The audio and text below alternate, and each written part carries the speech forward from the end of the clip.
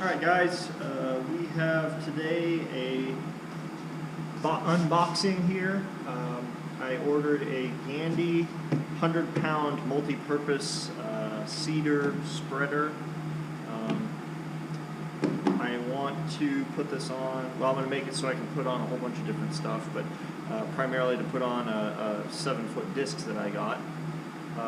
These are basically I guess a grain drill without the opening units. You run your hoses down to whatever you want to put the seed in the ground. And I'm going to run 4 hoses. It has 4 openings on it. I'll run the 4 hoses down off of it in front of the first gang of the discs, so that the front and back gangs will mix all the seed or fertilizer or whatever I want into the ground as I go along. It'll be a one and done. I'm going to use kind of a 2-inch receiver tube system to mount it on the disc so that it's easy to remove and I can put it on other implements, maybe a field cultivator or a planter or something like that. So this was about $1,300 with shipping. I paid for it with my own money. They did not sponsor me or anything like that. This is 100% my own review, build video that I'm doing on my own. When you get it, there's a whole bunch of options that they tack on, or they can tack on, depending on what you want. I chose not to get the electric drive, or any kind of drive, or any of the sprocket sets. This is literally just the plain Jane vanilla cedar, because at least for now, I want to see how I can create my own. We do have a motor here that we're going to put on with a PWM controller, see if we can get that rigged up. But that's in the future for right now. So I have opened this up already just to make sure everything was kind of in there and the way it was supposed to be. But we'll go ahead and do kind of a show here. So we've got our poly lid, silver. And then we have, it came with a smaller box with all of our little metering wheels, our agitators, our hold downs, a whole bunch of other goodies in there.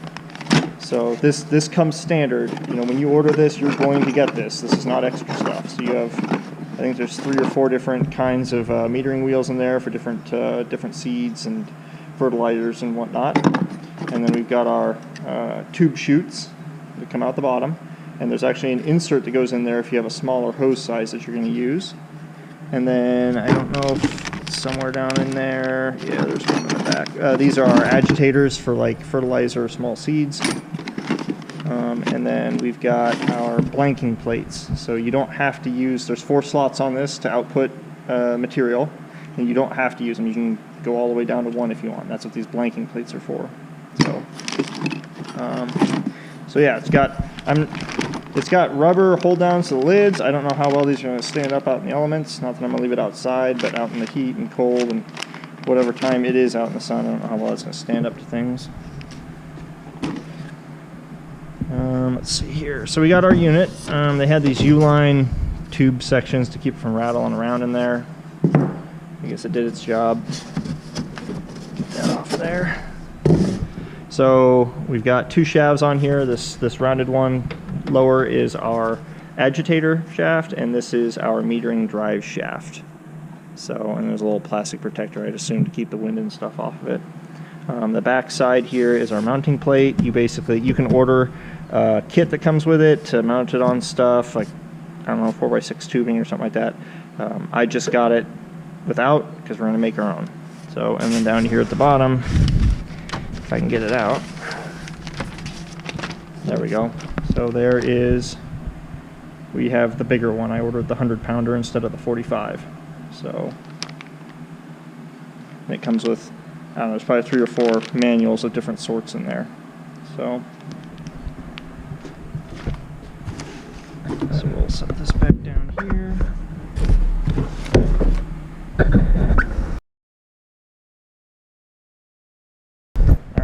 So again, so it's all stainless. We got a poly upper, everything's stainless steel down on the bottom. There's our black mounting bracket. You get a whole bunch of different holes here. If you did, as I understand it, if you did get the electric motor kit.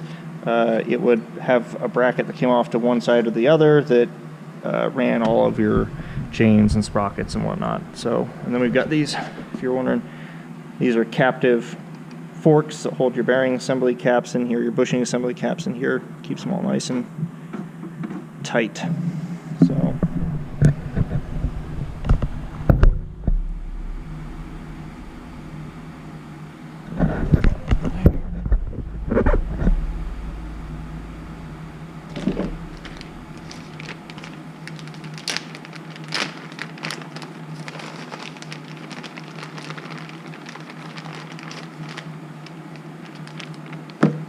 Again, there's our rubber hold downs and a lot of the hardware that goes with it.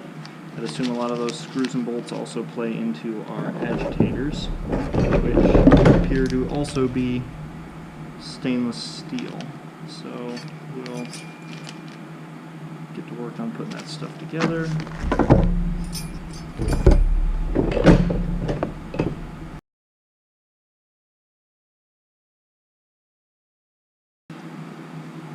Something interesting, I guess I would have thought they would have sent me with 4 blanking plates, but I guess that makes sense. Why would you have all 4 units plugged off?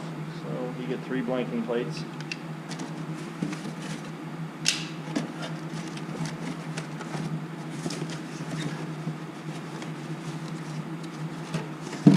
So we got 4 red metering wheels. We've got 3 yellow metering wheels. We got 4, let's turn that down.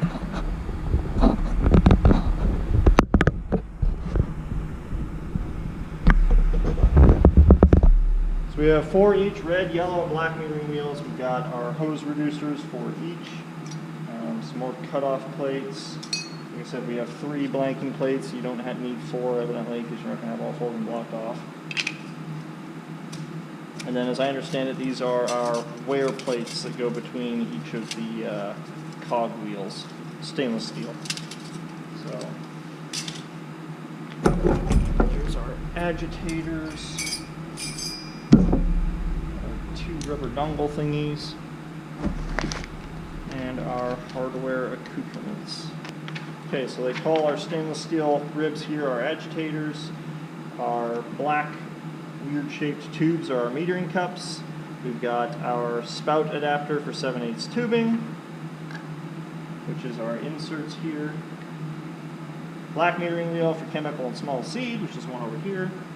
Red metering wheel for fertilizer and large seed, which is right here. And we've got our yellow metering wheel for our high volume, which is this one right here. And then we got wear plates, quantity of 8. Hole closure, half hole closure. We got 4 of those, so I guess I'll just cut your volume off by half. Okay. We got blank plate, which is 3, and we have our hardware bag, and then we also have our rubber grommet mounts.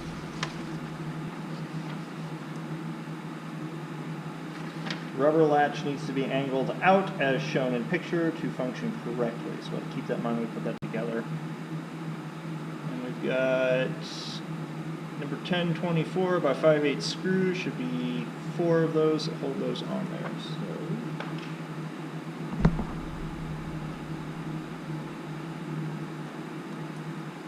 guessing there are those right there.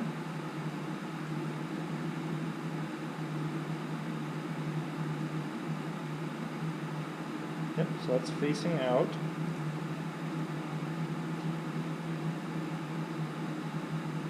There are no washers going in there, it appears. This is just plastic, tapped plastic C-clamps going into the rubber.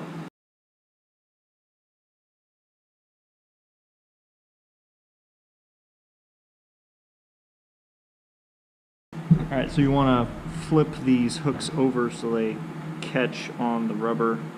They've got a nub on the top, and then you run I would assume it's the 1/4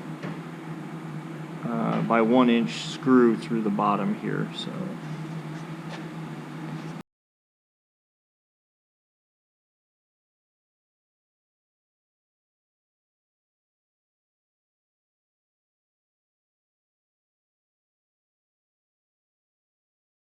Alright, so for the agitators, they go on with a 1024 by 1 screw. There'll be 2 of them.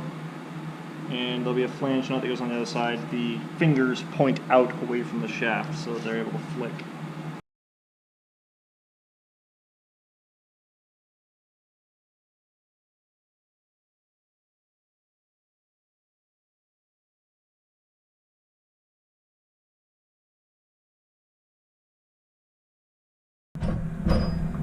Alright, we got those agitators on there.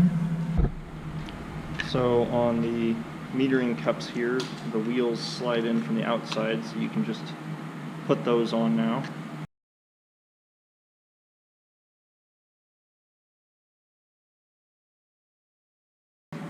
Alright, so once we have our retainer spring cap off of one side, there'll be 2 bronze bushings underneath.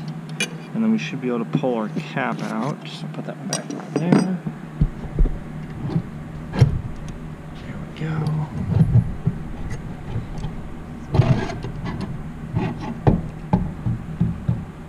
And there's our hex shaft out of the way. And we should be able to get in here and start putting our metering cups in.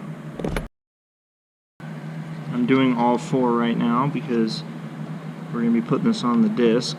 It's going to use all 4. Gonna need some nimble hands for this.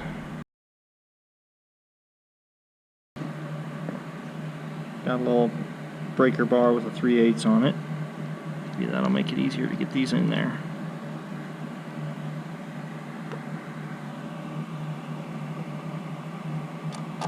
Oh yeah, there we go.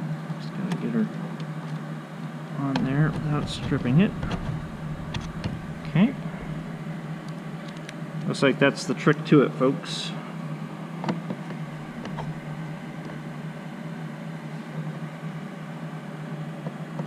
Oh. Probably could take this flap off, but I'm going to leave it for right now.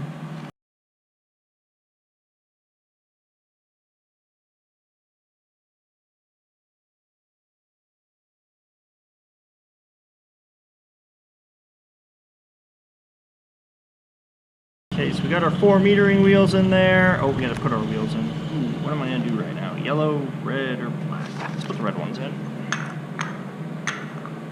Seem like pretty standard size for what we might do. So,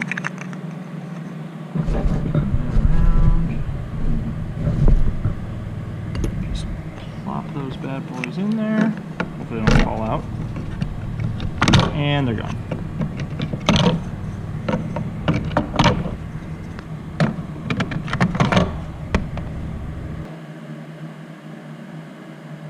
Alright, so it looks like we need to have the stainless steel wear plates on each of these wheels, no matter what. So I guess we're just going to have to do this one at a time.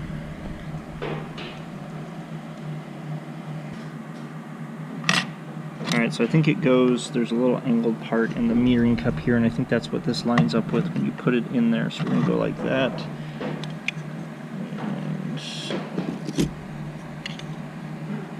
See if we can get this to go one piece at a time.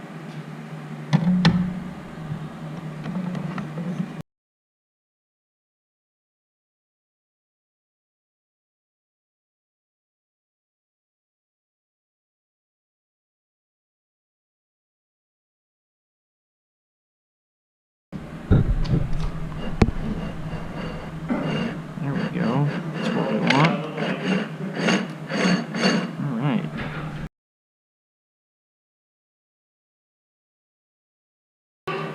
So we've got our reducing plates in here that are supposed to cut down your flow for the wheels. I'm not really sure how those play into this, whether I need them right now. I'm probably going to read the manual and I can install them later.